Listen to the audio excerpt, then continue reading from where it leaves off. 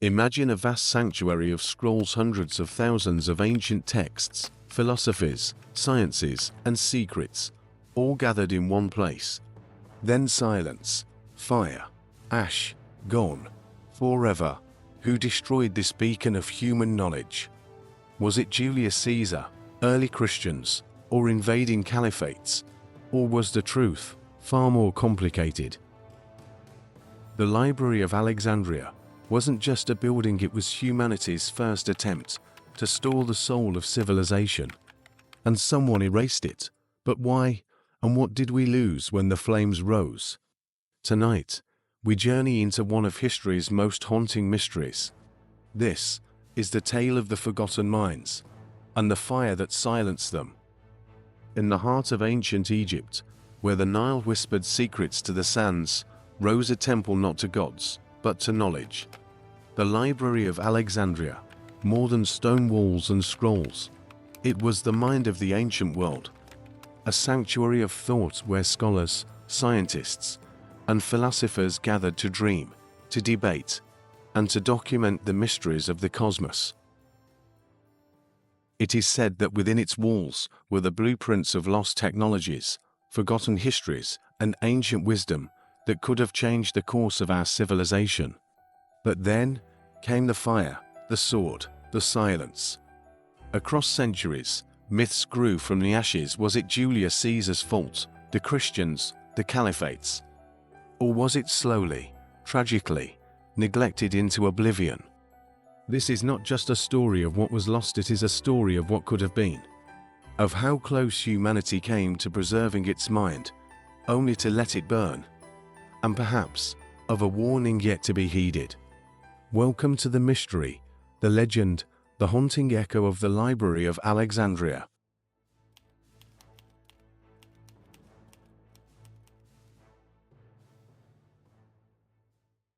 The year is 283 BCE. Alexandria, a city carved from the dreams of Alexander the Great, stands as the crown jewel of the Ptolemaic Empire.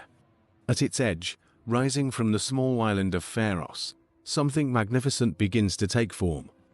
A tower, unlike any seen before, its purpose not merely to defy the sea, but to guide civilization itself. The lighthouse of Alexandria, marvel that would soon become one of the 7 wonders of the ancient world.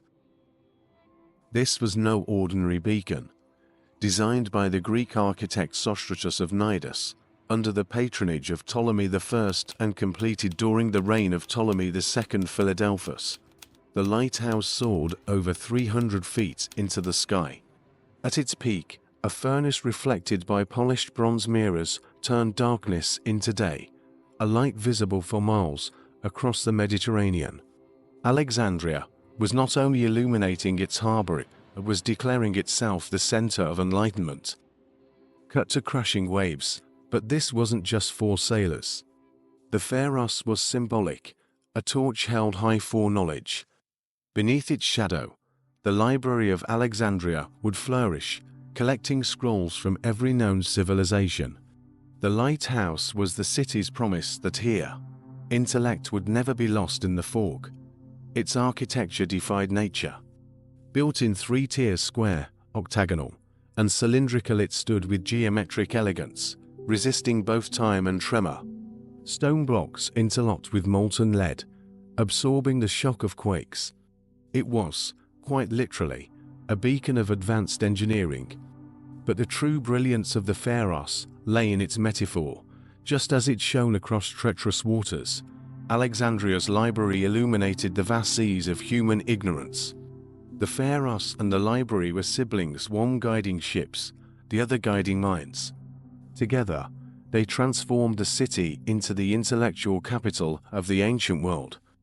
And yet, even the brightest lights can dim. Those centuries would pass before its destruction. The lighthouse's light foreshadowed the fragile flame of the library itself, a place equally grand, equally vulnerable, equally irreplaceable.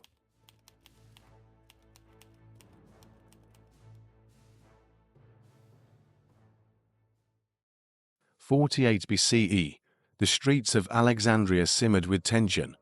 As Julius Caesar stood at the heart of a city teetering between glory and ruin. The mighty Roman general had arrived in Egypt chasing Pompey, but instead, he found himself caught in a civil war between Cleopatra and her brother Ptolemy XIII. Caesar, ever the opportunist, threw his lot behind Cleopatra, drawn not just by strategy, but perhaps by the allure of power and beauty.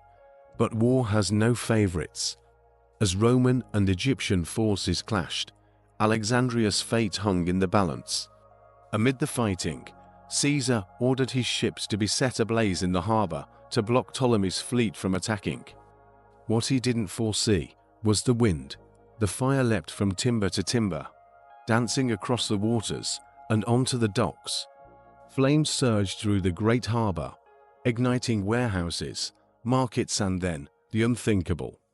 The fire spread to the legendary Library of Alexandria, that hallowed sanctuary of human knowledge, filled with hundreds of thousands of scrolls, works of ancient science, philosophy, literature, was suddenly caught in a raging inferno.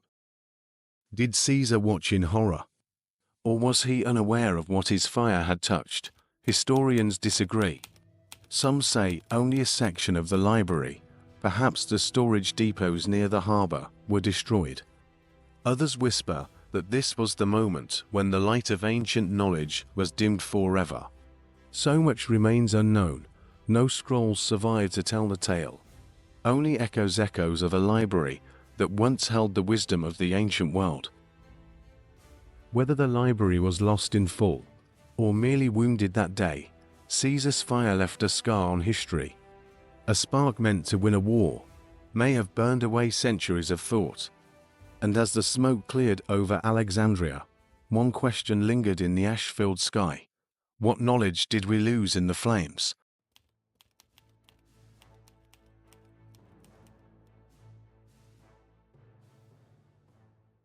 In the year 391 CE, a violent turning point struck the heart of Alexandria.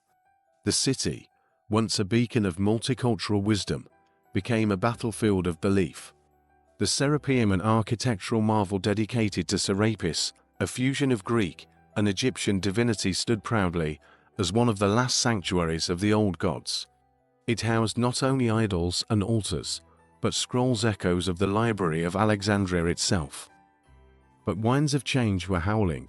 The Roman Empire, having now embraced Christianity under Emperor Theodosius I, passed a series of laws banning pagan worship.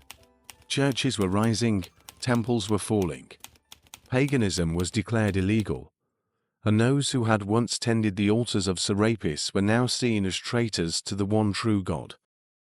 At the center of this storm stood Bishop Theophilus of Alexandria, a man both revered and feared.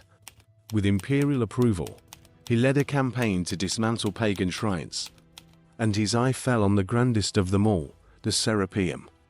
Accounts tell of a Christian mob, emboldened by religious fervor and political power, storming the temple. Statues were shattered, pillars defaced.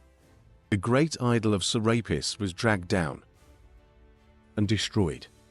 And though the temple was known to hold a significant collection of manuscripts, what became of those texts is a mystery swallowed by fire and dust.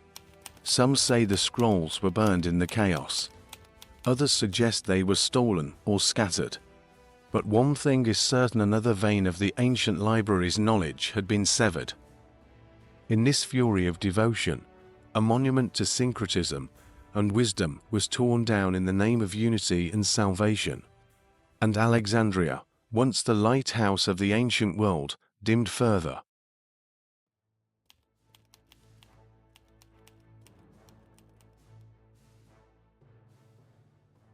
Alexandria, for 15 CE, centuries after the legendary fires first scorched the walls of the library, a final shadow looms over its legacy.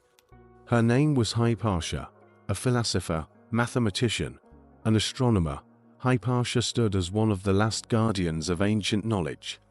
Her voice echoed through the halls of the Neoplatonist school, like a hymn to reason and science. She wore robes instead of armor, and wielded logic in place of swords. But in a world slipping into chaos, reason was a dangerous weapon. The city of Alexandria had become a crucible of conflict. Tensions simmered between Christians, pagans, and Jews, and political power danced on the edge of the blade. Hypatia, brilliant and beloved, found herself in the crosshairs of a battle far beyond the academic.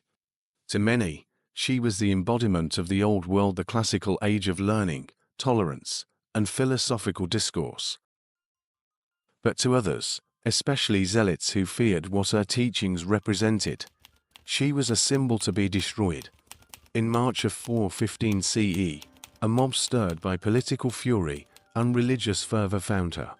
Led by Parabolani monks, Christian enforcers, under Bishop Cyril, they dragged her through the streets. They stripped her of dignity, of breath, and of life. With sharpened tiles, they tore her apart. Then they burned her remains. It was more than a murder. It was an execution of an idea, the brutal silencing of a voice that dared to question, to teach, to think freely. Her death did not destroy knowledge outright, but it signaled the end of an era. With Hypatia's fall, the last embers of the ancient library's spirit flickered out. The scrolls may have vanished in earlier fires, but Hypatia was Alexandria's final light.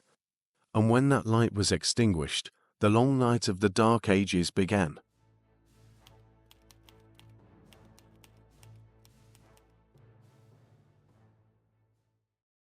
Imagine a place where all the world's wisdom was once stored, and then lost in flame. Who destroyed it? Why? And what secrets vanished with the smoke? They say history is written by the victors, but what about history that was never written at all, or worse, erased? The Library of Alexandria, a beacon of enlightenment in the ancient world, stood not just as a building, but as a symbol of hope, progress, and unfiltered knowledge. At its peak, it may have held over 400,000 scrolls: mathematics, astronomy, philosophy, lost civilizations, and forgotten technologies.